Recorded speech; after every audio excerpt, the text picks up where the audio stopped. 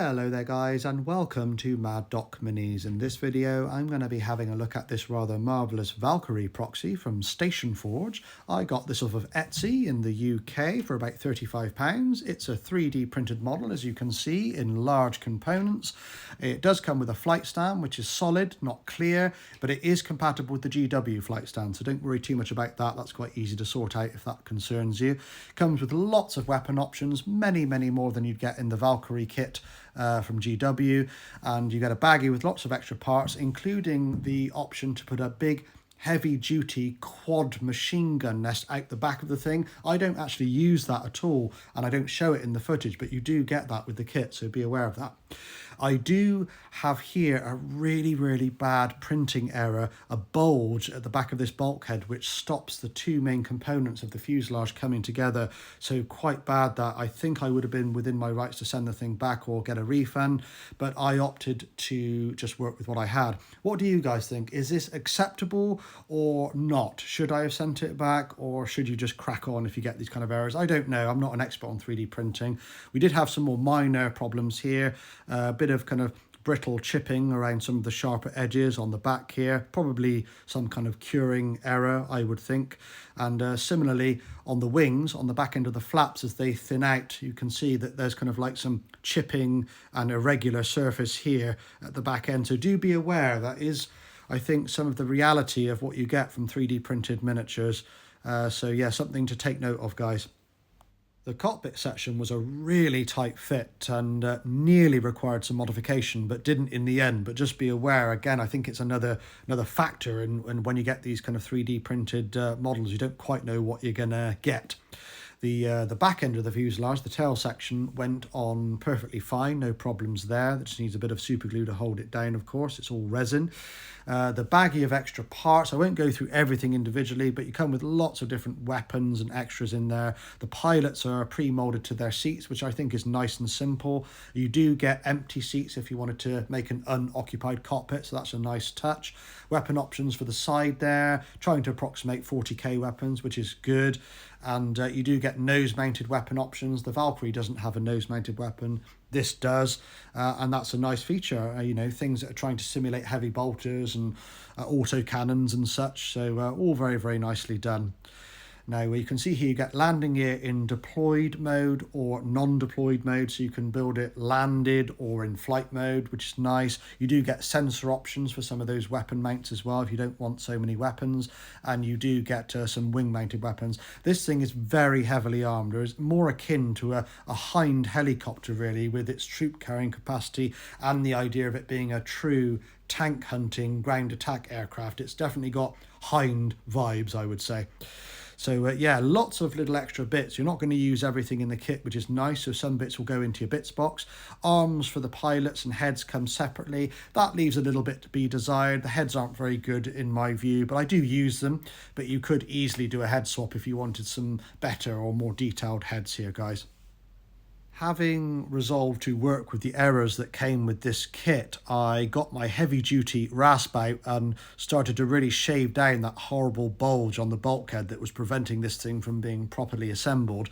It really took some doing, actually. There's probably better ways of doing this. Let me know in the comments if you think I could have done this in a better way, but this is just what I did. I went back and forth, dry fitting as I went, and after a little bit of elbow grease, it did actually come together okay, although I was left with a rather unsightly gap at the front end, which I later filled in with milliput and smoothed out. Yeah, I mean, I don't know whether this is something that you should have to do or not really. Again, I'd be really interested to hear your thoughts on it, guys, but that's what I had to deal with. So moving on again, I actually had a little bit of tidying up to do on the wings. The pegs that attach the wings into the fuselage were just a little bit too long, so I decided to shave those down with a sharp knife. That didn't really bother me because, quite frankly, you end up doing this kind of thing on regular plastic kits anyway, don't you? So I think this is within acceptable limits for the idea of the effort that you have to put into building the thing. So that was no stress, and it just made the wings glue on much more smoothly to the fuselage, so that was good. The flaps on the wings, I think, are a bit of a different story. I think that is a little bit of a quality control issue there, but I shaved those down as best I could, trying not to make them too short because that would look a bit weird. But in the end, I got to something I was reasonably happy with. I just don't like the idea of them being all flaky at the back end. It just looked a bit strange to me. So yeah, I would say that was one of the easier issues to sort out. And once all that was done, that was kind of okay with me. I just had to be a little bit careful I didn't lose too much of the flap in the process there. So the landing gear, unfortunately, I actually received incorrect landing gear. I received 2 starboard rear landing gears, which meant that the left one wouldn't fit in very well because it's got a bit of an angled slope to it. In the end, I just chopped that down and glued it in. I was kind of beyond caring at this stage, to be honest with you. That's what the thing looks like completed and unpainted. So quite a ugly looking aircraft, but you know, I like the ugly ducklings. I like the Hinds of this world and the A10 Warthogs and the F4 Phantoms. I like the ugly ducklings. I think we need to like cheer them on a little bit. You can see I filled in that awkward gap with some milliput at the top there to put a really basic paint job down on this guy's tabletop standard for the crew compartment and the body, the fuselage and everything. So you're getting an idea of the overall look here and what you get. You can see the attachment point for the flight stand at the bottom and these beautiful rocket pods. I couldn't not put those on. They just look awesome. The rear ramp, actually, I did magnetize that because it was really a question of magnetizing it or gluing it shut. And I think it would have been a shame to have lost all that nice detail inside. And I like the idea of the ramp being down if it's in a kind of landed kind of mode, because I like the idea of it kind of bringing in and delivering troops or doing a bit of an evac or something like that. So I just drilled holes carefully and put small magnets in to the sides here on the hinged area, and I also put a magnet in on the fuselage and on the tip of the ramp so it would hold itself shut and not just flip down.